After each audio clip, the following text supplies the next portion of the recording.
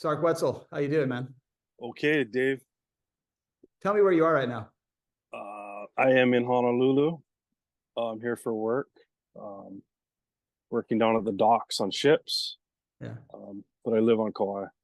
But I come here to for basically for work and to visit family. So you're in Okay. Hawaii now. You were born and raised in Hawaii. I was raised in Hawaii, but I'm now in Brooklyn, New York. But you and I went to school together back in the 80s. We went Yep. to and all the Seventh grade. What year was that? I think that was 82 or 83. Yep. Okay. Yep. Because I came from Honolulu in after sixth grade and started seventh grade at Punahou. Let's start with your parents. Let's Okay. talk about your mom. What was her name? Who was she? She's still alive. She's actually right over here. Oh, that's great. Yeah. Her name's Beverly. Uh, Maiden name is Owens. She's born and raised right here in Honolulu. Um, sh and then my dad's Gary Wetzel. He's from Ohio originally, but came to Hawaii back when he was in the Navy, and then was here, and then ended up going to college and stuff, and then came back to Hawaii to live here, and was a framing contractor. So built a lot of houses, probably, I don't know, close to maybe 600 houses or so in Oahu's building boom back in the like late 70s, 80s, that era. You know, Is he still alive? yeah, they're both still alive. I'm lucky. It's great. Yeah. So how did Yeah. your parents meet? I think they met in a bar, Waikiki. Like, Back in the 60s. yeah, yeah. They weren't actually, my parents were not together that long. I was raised when my mom remarried my stepdad. What's your So stepdad? What's your stepdad's name? Philip Spalding the third. He's a old time Kama'aina family, from Hawaii. His roots in Hawaii go way back. That's Sage's dad. So we were all raised. I was Your raised brother, with Sage. Yeah, Sage brother and Sage. and yeah, my stepdad Phil, or they call him P3. He's the one that has Molokai ties. So that's what we spent a lot of time on Molokai growing up as kids. So tell me more about your mom's family. You're part Hawaiian, right? Yep, my mom is Hawaiian. So Her what? family goes back to mostly from Maui. That's where the most of the relatives are now. Um, she has I don't know, 50 something cousins or something, and they're all, in their 70s and 80s now, so I mean, if everybody got together and had a family reunion, it'd be huge. And we used to have when we were younger, and it would, we'd go to Maui, and but that was like kind of a generation maybe that passed away was keeping that going together, but now it's just a big, everybody's spread out. But yeah, they met here in the shit. That would have been the 68, 69, because they weren't together that long. Like, but my dad was, he was they let him be part of my life, which is cool. So I got to spend a lot of weekends and stuff with them, you know, back in the day. What was the feeling like between spending time with your dad and then spending time with your mom and her family? Um, my dad was partying, in those days. So there was like a lot of like, but he worked really hard too. He was like he would have his have his after work Paul beers. But it would always get up and go to work, uh and then he was into sports too. He got me to sign me up for AYSO and Little League and basketball, and so that was a good influence. But mostly working, and then I worked with him since I was a little kid. I was like sweeping up the job sites, like 8 years old for like slave wages, child slavery, like $1 an hour or something. But it taught me a good work ethic and a skill set of being a carpenter and learning all that stuff. I still rely on that today. I could go work full time, and I do. And at home for long stretches. I work with a crew of guys building houses. So it's something I learned from my dad. Yeah. And then when you'd spend time with your mom, what was that atmosphere like? Oh, she was a more nurturing, caring, aloha. You know, or my dad was like a hard ass, yell and stuff on the job site, throw tantrums and stuff. So I got to hate it. Actually, I hated working at one point. I just hated working for him. And just work in general. But now I look back on it, and I was like, well, I was like instilled some good shit, hard work, survival skills, and work hard, and you know. At the time when you were spending time with your dad and working, did you feel like it was unfair that you had to work and maybe you still have friends that were not working construction sites when they were kids? No, because I was making more money than them. Back in those days, like $10 an hour was fucking huge, right? Sure beats whatever it was, 325 Baskin Robbins or something. And when you were growing up, and what was your understanding of being Hawaiian? What did that mean to you? What did your mom say? What did your dad say about it? Did it affect how you thought about yourself at all? Oh yeah, no, for sure. I mean, we grew up around Hawaiian stuff, Hawaiian music, Hawaiian, you know, hula and stuff. And then there's, the ocean part of us too, like me and my brother Sage, canoe paddling, that's identifying with being Hawaiian, surfing. Are you what's called a waterman? I guess I would be, yep. So for people who are not from Hawaii, what is a waterman? Just someone that's comfortable in the ocean in all kinds of conditions and doing different things. It's like a respected term, right? I mean, it's like someone who, Yeah. they surf, they can do it all in the ocean, which most people wouldn't feel comfortable even putting their foot in. Well, I mean, if you grew up in Hawaii, you'd be comfortable with it, That's a beautiful thing about, growing up here. It's you get to become comfortable with it in the ocean and your surroundings, and you learn to respect nature, So yeah.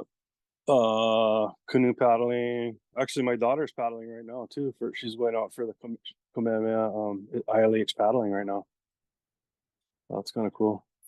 But yeah, I still surf. I still, that's the only thing that really keeps me young, I think. I make it a point to, I just got a new board the other day, in fact. And where we live on Kauai, there's some really good waves. Who taught you how to surf? Let's see. I mean, just like getting pushed in as a tiny kid, probably, my dad probably, even though he wasn't a surfer, he would just take me out and push me on the board, and then just one of those things, and then you get the stoke, and then when you get, around, I think it was like, how old were you in 6th grade? I think 10, right? 10 or 11. That's when I got the hook. 6th grade. And then I was surfing down. Would surf, because you lived in Kaimaki, so I'd surf down at Tongs a lot. And that's where I met Buck Giles.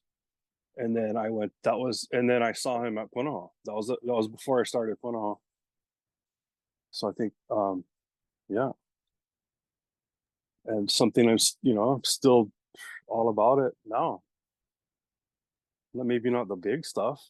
Right, I ran into the other day, and he's surfing, telling me he just surfed Waimea with his son, was freaking Sean Clark. I bumped into him at City Mill. And he's surfing the big waves out at Waimea. Yeah, yeah. Last week it was freaking like 20 feet. It was like closeout sets. So Oh, he's what are you doing at this age? You're freaking going out there. He's, oh no, it's my son. My son wants to go. My son drags him out. I was like, oh, that's pretty respectable. so I you're don't not go. gonna go out in 20-foot waves? No way. No way. Those days are over. In my 20s, I was. Early 20s. Not now. No way. I freaking drown. So you mentioned that the Spalding family, your stepfather. He was with they were with the first group of missionaries, so he goes way back. His family came on like one of the first missionary boats from the East Coast. That goes back to the 1830s. That's a long time in Hawaii. And then his family was part of the Castle and Cook, the Big Five. Um, and then his family, the Cook side of his family was Molokai Ranch. Back in the heyday of Molokai Ranch, they ran it. This is back in like the 40s and 50s, and so it was all. That's how his family's was involved. They've been involved with Molokai for a long time. Not anymore though. The ranch sold and stuff, but I don't know. They don't really have much anymore. It's kind of a glory days and divorces and shit, and just people kind of dwindle down to not much left anymore. Where the Academy of Arts, that was another part of his family that they actually owned. That place was their house, and then they donated it. So when you first came to Punahou, how did that come about? How did your family decide that you were going to go to Punahou? Because that's where you went, right? Who doesn't want their kid to go to Punahou? I mean, come on. Especially back then, it's pretty clear choice. If you got in, you're gonna go, right? Starting 7th grade. Yeah. 7th grade. Yeah. When you showed up, where did you come from when you came to Punahou in 7th grade? Honolulu. Talk about that. Like, what for people who don't know? It was another. I don't know if it was missionary established, but it's another really good school that was on that same, and the same families went there. Actually, that's where my stepdad went. He actually went there with Tom Giles. They're in the same class at Honolulu and when they're in 1st grade or something. Yeah. So yeah, no, that was a good time. Actually, it was a really good school. I'd love to be able to, I look back at those days. Those Honolulu days are like the best of life, maybe. When you came to Punahou, I remember you had a big scar down the front of your face. What happened? Yep. Just give us the story of what happened and how that affected you. It's just on my forehead here. This is a scar. So it's like we were doing something stupid as kids, or we weren't being supervised very well. Just flew out. I was sitting on the hood of a truck, and while the truck was moving, and went head first off. So, but hey, it was the seven. It was the back then. We didn't even wear seatbelts or anything. You know what I mean? They didn't even have cars. Did they have car seats or like some ancient thing? No, like no way. Well, you were just a kid. How did that affect you to have an accident that bad that changed the way you looked? It was like it was like a kind of a second chance on life. I looked at it, you know what I mean? Like maybe, I shouldn't have been here. Or just feel lucky that I am here, So you took a positive lesson from the thing. You could have been filled with despair, but you said, "Hey, I'm alive." Yeah, exactly. I don't recall you being very broken up about being injured, or you seem to be pretty chill about the whole thing. Yeah, I mean, what are you gonna do, right?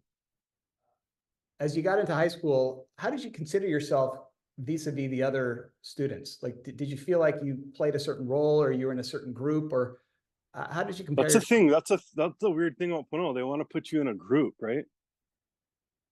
I don't know. I don't know why it shouldn't be like that. It's just, you know, just I don't know. Certain people, right? You're going to be drawn to. Certain people are bad influences. Other people are good influences. Well, Punahou, maybe because it was pre-internet, or maybe it was either the time, or just the institution, but there were a lot of cliques, right? I mean, there was different groups of kids that would hang out together, and they were kind of associated with each other. So, I mean, what clique were you part of, or did you try not to be part of a clique? How did you think about it? I don't know. I always wanted to surf, so whoever wanted to surf, you know. But then I like the other stuff, you know. I like the, you know, different people from different places, you know, obviously, you know, from different cliques. Can't just be in one clique. You know? Would you say that you're generally pretty happy during your high school years?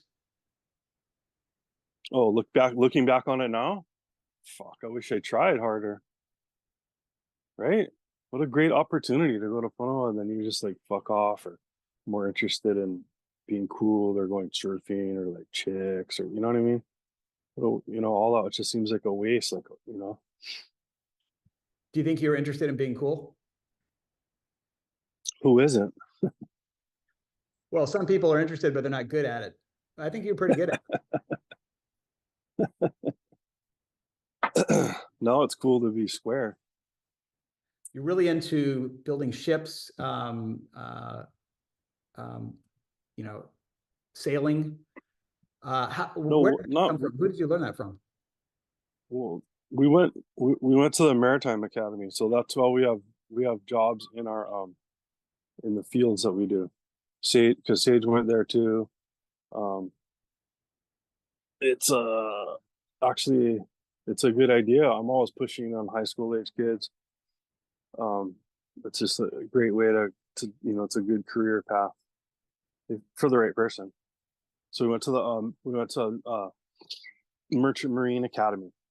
So they train, you know, then they train the next generation of professional mariners that go to sea. It's like officer school for the merchant marine. They're going to sea or working on anywhere in the industry. You know, they have engineering, and they also have what we're on it's split between deck and engine.